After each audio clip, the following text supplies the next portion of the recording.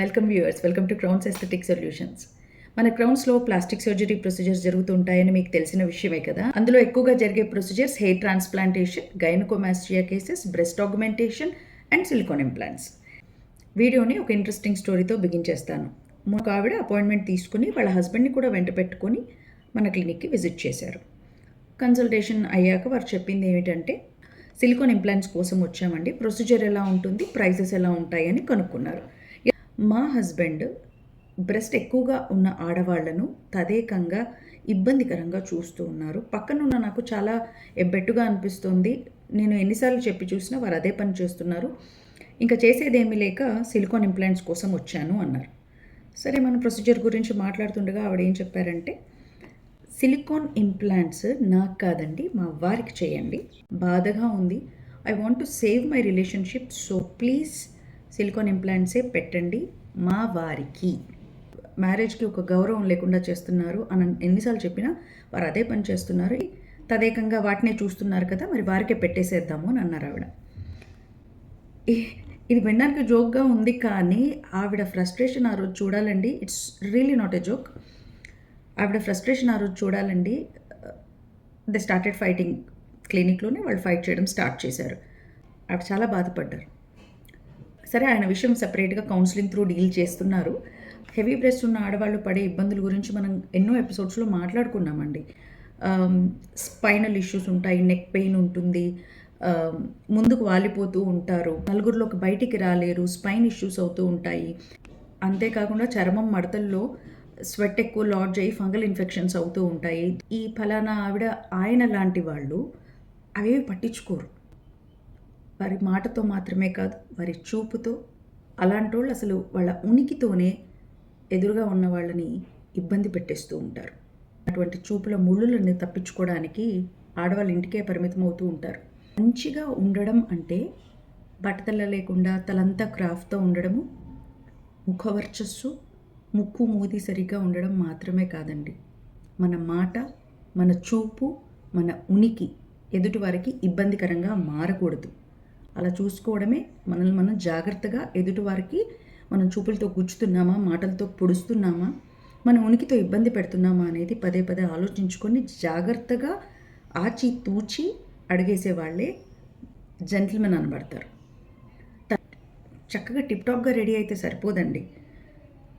చూపు, మాట, బిహేవియర్ అన్నీ ప్రాపర్గా వాచ్ చేసుకోవాలి. ఇది చిన్నప్పటి నుంచే మనం ఇళ్లలో పిల్లలకి, అబ్బాయిలకు ముఖ్యంగా నేర్పించుకుంటూ రావాలి. సరే, ఇదొక్కటైనా ప్రాబ్లం, ఆడవాళ్ళకైనా ఇటువంటి వాళ్ళతో ప్రాబ్లమ్స్ అంటే లేదండి. మగవాళ్ళల్లో కూడా చిన్న వయసులో హార్మోనల్ ఇష్యూస్ బారిన పడ్డ వాళ్లకు, తెలుసో తెలియకో సరైన లైఫ్ స్టైల్ మెయింటైన్ చేయని వాళ్ళల్లో, మగవాళ్ళల్లో బ్రెస్ట్ సైజ్ పెరగడం, గైనకోమాస్టియా అంటారు ఈ ప్రాబ్లమ్ని. ఈ విషయం తెలియక జిమ్లో జాయిన్ అయిపోయి జిమ్ చేసేస్తూ ఆ మజిల్ని ఇంకాస్త పెంచేసుకుంటూ ఉంటారు పాపం తెలియకుండా. అలాంటి వాళ్ళు కూడా ఇలాంటి వాళ్ళ చూపులకి బలవుతున్నారు. బయటికి రాలేక ఇబ్బంది పడుతున్నారు, చాలా ఇన్ఫీరియర్గా ఫీల్ అవుతున్నారు, ఇష్టమైన బట్టలు వేసుకొని ఫ్రీగా బయట నడవలేకపోతున్నారు. జిమ్కి వెళ్తే జిమ్లో కూడా ప్రాపర్గా వర్కౌట్ చేయాలంటే నలుగురు చూపులు ఎలా తాకుతున్నాయో అని ఇబ్బంది పడుతూ ఉంటారు. సో ఇక ఈ ఇబ్బందులు పడాల్సిన అవసరం లేదు. ఫస్ట్ మన ఇంట్లో అబ్బాయిలను, మగవాళ్లను ఇలాంటి విషయాల గురించి పూర్తిగా చర్చించి ఒళ్ళు దగ్గర పెట్టుకొని ఉండమని చెప్తూ ఉండాలి. అది ప్రతిరోజు చిన్నప్పటి నుంచి చెప్తూ రావాల్సిన విషయం. ఇదే టాపిక్లో మనం సిలికాన్ ఇంప్లాంట్స్ గురించి మాట్లాడాం. ఎస్, బ్రెస్ట్ బాగా తక్కువ ఉండి చాలా చులకనంగా ఫీల్ అయ్యే వాళ్ళు కూడా ఉంటారు. అలాగే ఇంట్లో వాళ్ళు ఆడపిల్లలను బ్రెస్ట్ మరీ తక్కువగా ఉన్న వాళ్ళను మగవాళ్ళలాగా ఫ్లాట్గా అలా ఉందేంటి నీ చెస్ట్ అని ఇబ్బంది పెట్టేవాళ్ళు ఉన్నారు. ఇళ్లల్లోనే ఇంట్లోని ఆడవాళ్ళని సూటిపోటు మాటలతో పొడిచేవాళ్ళు ఉన్నారు. అలాంటి వారికి సిలికాన్ ఇంప్లాంట్స్ హెల్ప్ఫుల్ అవుతాయి. అంతేకాదు, గైనకోమాస్టియా ప్రాబ్లం ఉన్న వాళ్ళకి సర్జికల్గా డాక్టర్ బాలచంద్రారెడ్డి గారి ఆధ్వర్యంలో మన క్రౌన్స్ ఎస్థెటిక్ సొల్యూషన్స్లో గైనకోమాస్టియా సర్జరీ చేస్తారు. అలాగే బ్రెస్ట్ ఎక్కువగా ఉన్న ఆడవాళ్ళకి బ్రెస్ట్ ఆగ్మెంటేషన్ చేసి గైనకోమాస్టియా, బ్రెస్ట్ ఆగ్మెంటేషన్, అలాగే సిలికాన్ ఇంప్లాంట్స్, ఈ మూడు కూడా మన క్రౌన్స్ ఎస్థెటిక్ సొల్యూషన్స్లో అవైలబుల్ కలవు. ఇక ఆ ప్రొసీజర్స్ అన్నీ డాక్టర్ బాలచంద్రారెడ్డి గారు చూసుకుంటారు. ఇబ్బందులను మనం ఫస్ట్ ఇబ్బందిగా చూడకుండా దీనికి ఏమైనా ట్రీట్మెంట్ ఉందా అన్న దిశలో ఆలోచించాలి. ఆత్మన్యూనతా భావంతో ఈ ప్రాబ్లమ్స్ వల్ల ఇబ్బంది పడుతున్నట్లయితే ఒక ఫ్రెండ్లీ మేనర్లో అప్రోచ్ అయ్యి అవసరమైన మేరకు ఇన్ఫర్మేషన్ని అందించడము చేయడం మన బాధ్యత.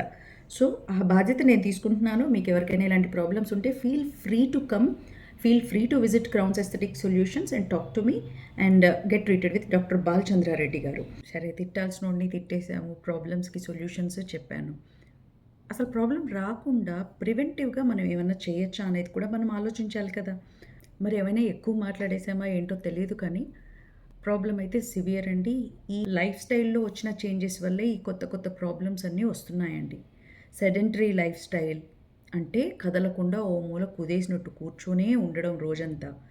ఫంక్షనల్గా, ఫిజికల్గా యాక్టివ్గా లేకపోవడం, ఎక్సర్సైజ్ లేకపోవడము, డైటరీ రెస్ట్రిక్షన్స్ లేకపోవడం. ముద్దు కొద్దీ మనం పిల్లలకి స్వీట్స్ అని, జంక్ అని, కేక్స్ అని, చాక్లెట్స్ అని అలవాటు చేసి ఆ తర్వాత పిల్లలు అడిగినప్పుడల్లా ప్రేమ కొద్దీ కాదనలేక తినిపించడము.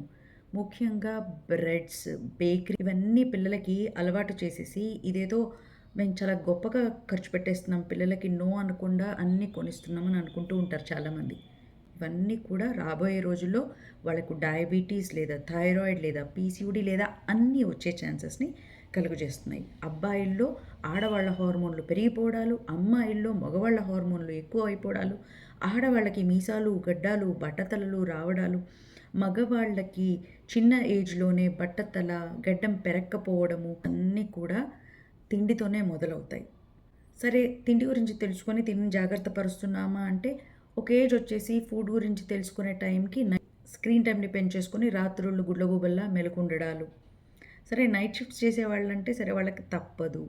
ఖాళీగా ఇంట్లో ఉండేవాళ్ళు కూడా నాకు తొందరగా నిద్ర పట్టదు, నేను వెబ్ సిరీస్ మొత్తం వాచ్ చేసేదాకా నిద్రపోను, సన్లైట్ని చూడడం అంటే నాకు చాలా కష్టం, లేచేదే లేటు లేదా లేట్గా లేవడం, బ్రేక్ఫాస్ట్ స్కిప్ చేయడం, ఆకలేసేసి తెగ లంచ్ని ఎక్కువగా తినేసేయడం, వీలైతే సాయంకాలాలు బయటికి వెళ్ళిపోయి ఏ పునుగులు, బజ్జీలు, బర్గర్లు, కేకులు, కూల్ డ్రింక్స్, లెక్కే లేదు మన స్నాక్స్కి. సో ఇవన్నీ మనకు తెలిసి చేస్తున్నాం, గొప్పగా చేస్తున్నాం.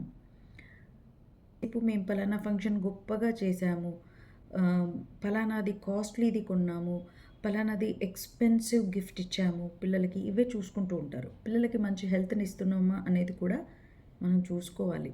మెంటల్ హెల్త్, ఫిజికల్ హెల్త్ రెండు కూడా మనం ఇచ్చే ఆహారము, ఆ తర్వాత మనం చేసే వ్యాయామము మరియు నిద్ర, ఈ మూడింటిని ముడిపడి ఉన్నాయి. స్ట్రెస్, స్లీప్ని మేనేజ్ చేయడం పిల్లలకి నేర్పించాలంటే ముందు సరైన ఆహారం పెడితే వాళ్ళు చెప్పేది వినే స్థితిలో ఉంటారు. ఎడా పెడా బయట ఫుడ్ తినిపించేస్తే అలవాటయ్యి ఫుడ్ క్రేవింగ్స్ ఎక్కువగా ఉన్న పిల్లలు మనం చెప్పిన మాట వినరు, హైపర్గా ఉంటారు, టైంకి నిద్రపోరు, టైంకి లేవరు, అన్నిట్లోనూ జాగు చేస్తూ ఉంటారు, లేజీగా తయారవుతారు. ఆ తర్వాత థైరాయిడ్లు, పీసీఓడీలు, డయాబెటీస్, హైపర్ టెన్షన్, ఎర్లీగా చిన్న ఏజ్లోనే డెత్ లేదా బతికుంటే డిప్రెషన్, ఇవేనండి. సో మన పిల్లల్ని వాళ్ళకి పెట్టే ఆహారం నుంచే మనం జాగ్రత్తగా చూసుకోవాలి. మెంటల్ హెల్త్ కూడా మన చేతుల్లోనే ఉంది. పిల్లలకి చిన్నప్పటి నుంచి ఇటువంటి విషయాల పట్ల అవగాహన ఉండేలాగా మనం మాట్లాడుతూ, చెప్తూ, ఏది మంచి ఏది చెడు వివరిస్తూ ఉండాలి. అలాగే ఆ ఫలానా అతని గురించి మనం మాట్లాడుకున్నాం కదా, చూపు గురించి, అది కూడా పిల్లలకి చెప్తూ రావాలి. సరేనండి, బాయ్.